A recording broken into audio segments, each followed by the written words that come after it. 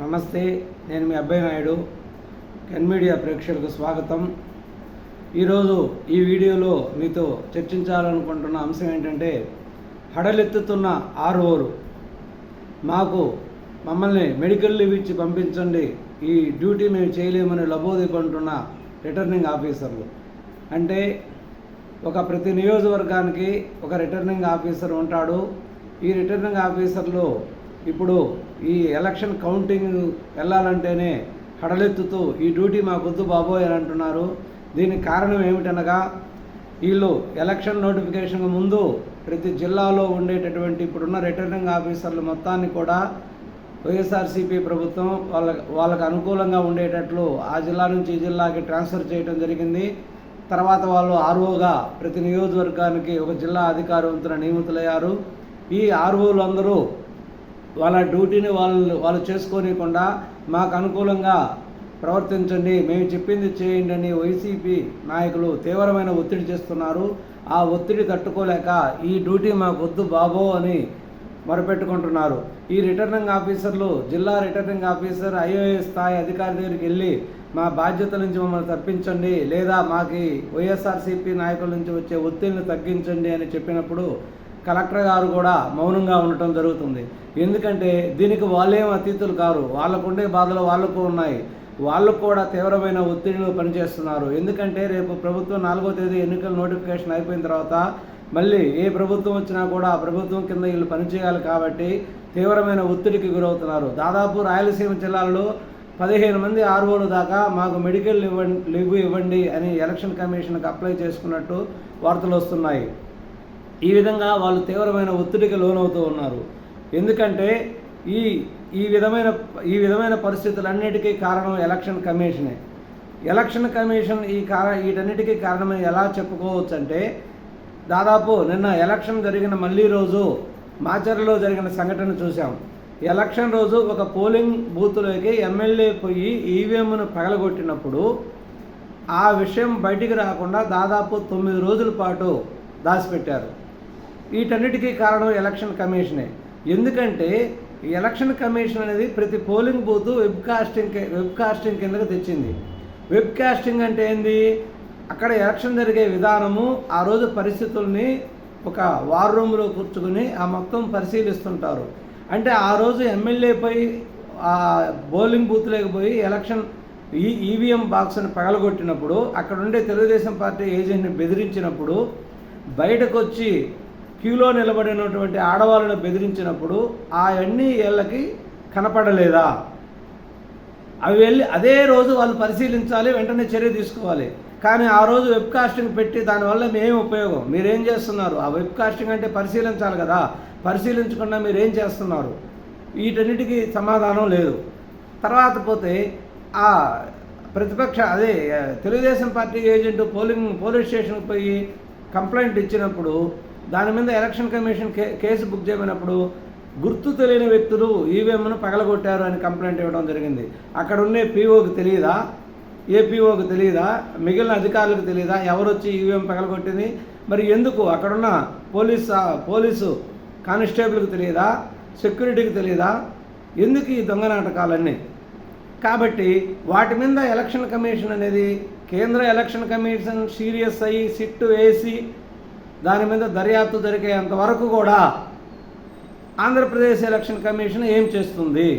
మీరు దాని మీద ఎందుకు చర్యలు తీసుకోలేదు? దాన్ని ఎందుకు తొక్కిపెట్టారు? దీనికి రాష్ట్ర ఎలక్షన్ కమిషన్ సమాధానం చెప్పాల్సిన అవసరం ఉంది. రాష్ట్ర ఎలక్షన్ కమిషన్ అనేది ఓన్లీ పోస్ట్ మ్యాన్ డ్యూటీ మాత్రమే చేస్తుంది. అంటే ఇక్కడ వచ్చినాయని సెంట్రల్ కమిషన్కి పంపాను, వాళ్ళు చర్య తీసుకోరు. ఇక్కడ ఇతనికంటూ ఏ నిర్ణయాలు లేవా? ఉన్నాయి, కానీ ఆ అధికారాన్ని అతను వినియోగించుకోవటం లేదు. ప్రభుత్వంలో ఉన్నటువంటి పెద్దలకి భయపడుతున్నట్టు ఉంది అతని ప్రవర్తన. ఏ ఒక్క నిర్ణయం కూడా రాష్ట్ర ఎన్నికల కమిషన్ స్వతంత్ర నిర్ణయం ఇంతవరకు తీసుకోలేదంటే అది ఆశ్చర్యకరమైన విషయం. ప్రతి ఒక్కటి కూడా కంప్లైంట్ సెంట్రల్ ఎలక్షన్ కమిషన్కి పంపించడం, అక్కడి నుంచి వచ్చినటువంటి ఆదేశాలని పాటించడం. ఈ విధంగా ఎలక్షన్ కమిషన్ యొక్క చర్యలు ఉన్నప్పుడు ఎవరికైనా అనుమానం వస్తుంది. అదేవిధంగా కేంద్ర ఎన్నికల కమిషన్ కూడా ఎందుకనో ఆంధ్రప్రదేశ్ మీద దాగుడు మూతలాడుతుంది.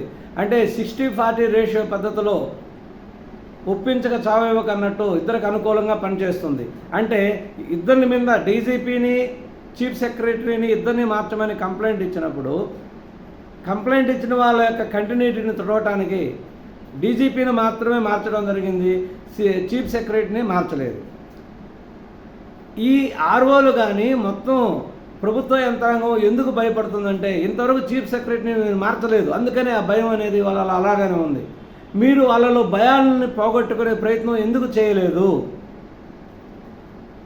దానికి election commission, central election commission సమాధానం చెప్పాలి. ఈ దాగుడు మూతలు ఎందుకు? మీరు చేయాల్సింది చేయకుండా ఏవో చేస్తుంటే ప్రజలు, ప్రభుత్వ అధికారులు కూడా నిస్తేజితంగా చూడండి తప్పితే ఏం చేయలేరు.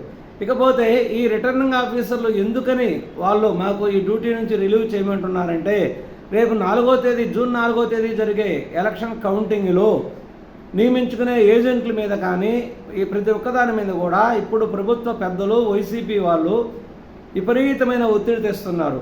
ఏమని ఒత్తిడి తెస్తున్నారంటే మేము చెప్పినట్లే నడుచుకోవాలి, మేము ఈ పోస్టులేకి మిమ్మల్ని మేము వేపించాము కాబట్టి మేము చెప్పిందే చేయాలి, మళ్ళీ మా ప్రభుత్వం వస్తే మీరు చేయకపోతే మిమ్మల్ని ఇబ్బంది పెడతామని బెదిరిస్తున్నారు. ఏమేమి చేయాలంటే ఎలక్షన్ ఏజెంట్లు నియమించుకోవాలి.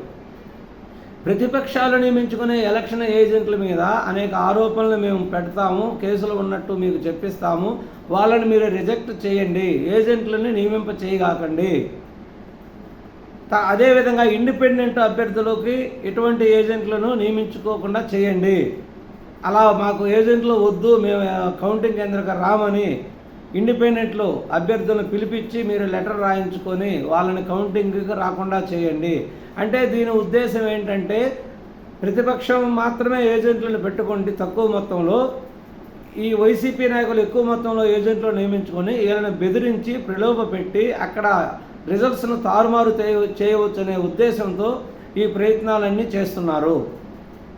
కాబట్టి దీనిని అడ్డుకోవాల్సిన అవసరం మరియు ప్రభుత్వ అధికారులకి, రిటర్నింగ్ ఆఫీసర్లకి ఒక హామీ, తగిన భరోసా ఇవ్వవలసిన అవసరం, తగిన సెక్యూరిటీ ఇవ్వవలసిన అవసరం ఎలక్షన్ కమిషన్ మీద ఉంది.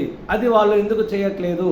ఎందుకంటే నిన్న మాచర్ల నియోజకవర్గంలో ఒక పోలింగ్ బూత్లో చూసాం, ఒక మాణిక్యరావు అనే ఒక ఏజెంట్ కూర్చుంటే ఆ ఏజెంట్ని బయటికి పొమ్మన్నందుకు పోకుండా ఎదురు తిరిగినందుకు, అంటే వైసీపీ వాళ్ళు మభ్యపెట్టినప్పుడు అతను ధైర్యంగా ఎదుర్కొని ఏజెంట్గా అక్కడే కూర్చొని ఉన్నాడు. అందుకని ఏం జరిగిందంటే మిగిలిన కొంతమంది వైసీపీ నాయకులని వాళ్ళ ఇంటికి పంపించి వాళ్ళ భార్యా పిల్లల్ని బెదిరించి దానిని ఒక వీడియో తీసి ఆ వీడియో ఆ బూత్లో ఉన్న వైసీపీ ఏజెంట్ యొక్క సెల్ ఫోన్లకు పంపించి ఆ సెల్ ఫోన్లో నుంచి వీడియోని తెలుగుదేశం పార్టీ ఏజెంట్కు చూపించి మేము చెప్పినట్లు వినకపోతే వీళ్ళకి ఏం జరుగుతుందో మేము చెప్పలేము అని వార్నింగ్ ఇవ్వటం వల్ల అక్కడి నుంచి తెలుగుదేశం పార్టీ ఏజెంట్ అయినటువంటి మాణిక్యరావు బయటికి వెళ్ళడం జరిగింది.